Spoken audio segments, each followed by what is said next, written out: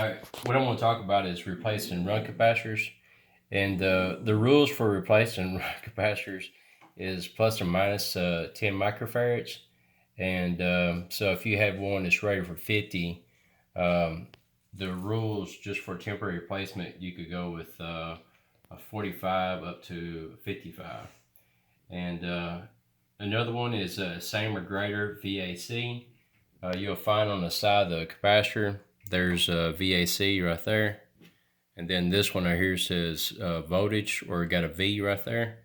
And the reason why you can go with same or greater is because the capacitor itself doesn't generate the voltage.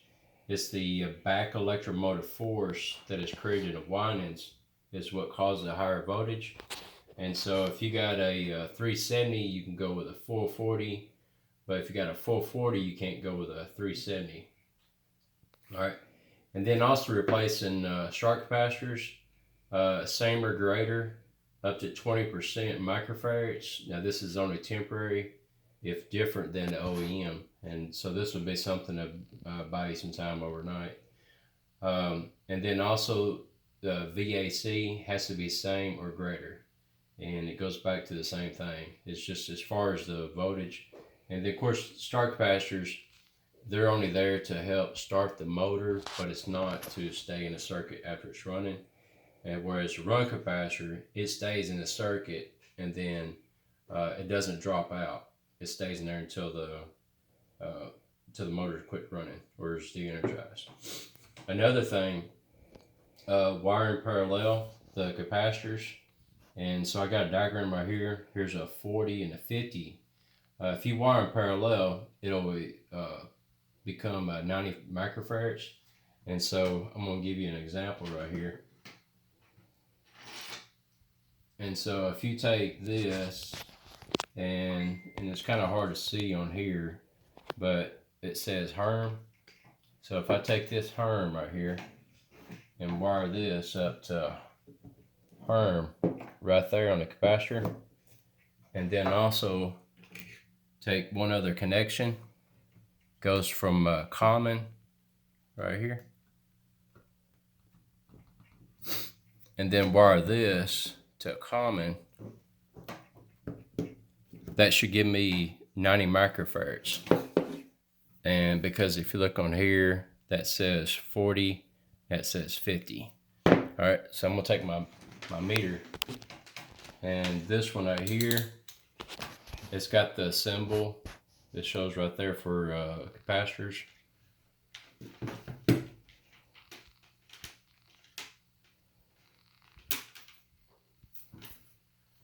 Read from here to right there, that should give me 90. And then looking at the meter, it's a little bit higher, 94, but that's good though. That'll work. All right, now I'm gonna try it here with the fill piece. And if you look on the fill piece, this is a SC260, and this is one my class uses, and I really like this. And it's got an auto scan where it'll scan through what it's supposed to be. But what I'll do is I'll go ahead and hit the select button, and then I scroll right through here, and then it looks like an NF right there on the capacitor, and this right here, well, that's what it's for, microfarads. All right, so take this, I'm gonna read from here to right there. If you notice, I got one on Herm, and then the other one's on common, and then the meter, it also shows 94.4. And so this will replace a capacitor that was rated for 90. All right. Now, when you do it parallel, as you keep adding them parallel, it increases the microfarads. And now the rules are different whenever you wire them in series. Here's the math formula. It's capacitor 1 times capacitor 2 divided by capacitor 1 plus capacitor 2. And an example, so if I took the same ones, it was a 40 and a 50. If you took those numbers, multiply it as 2,000 divided by 40 plus 50, which is 90, and so that'll give you 22.2 microfarads. All right, so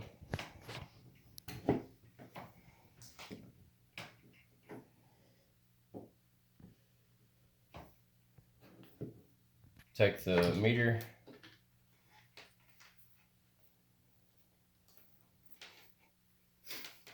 put one right here. Actually, this needs to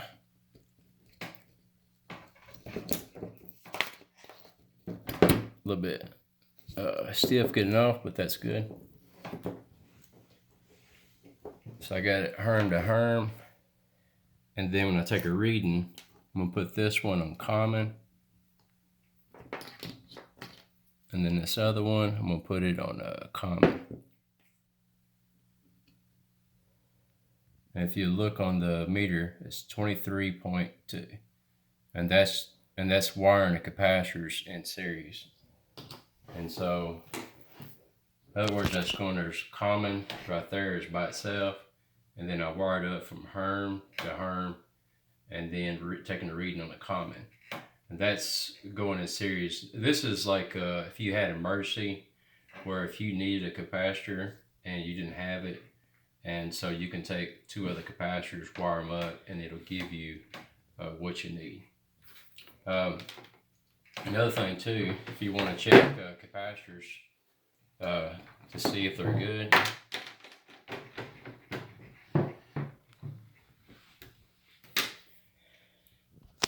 and I've got one here that is bad,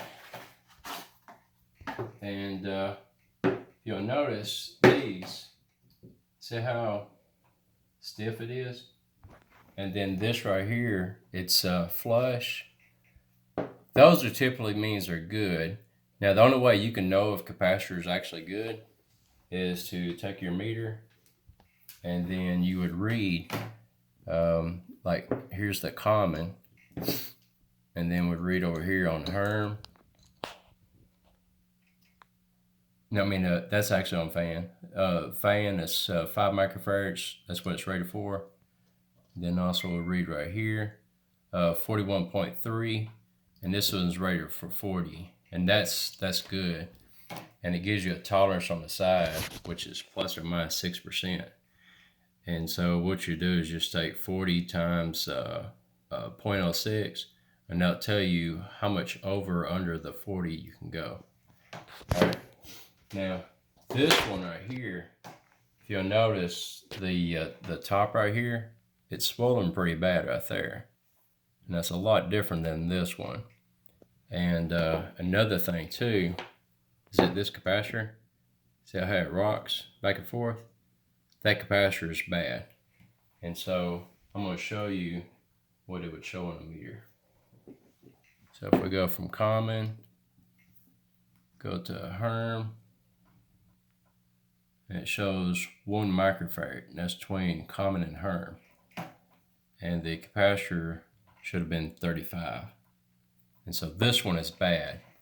But that, like I said, these you don't have to use a meter. I mean, you just know it's bad by looking at it. But looking at one like this where it's flush, you don't really know if it's good or bad unless you actually take a meter and take a measurement. And another thing too is just to help with people to understand about capacitors. When you look on the side of the capacitor, sometimes it's going to say MFD, or it may say microfarads, or it may have this little symbol on the side. All those right there are symbols for microfarads. And that's just something to think about with your capacitors. And that's it. Thanks.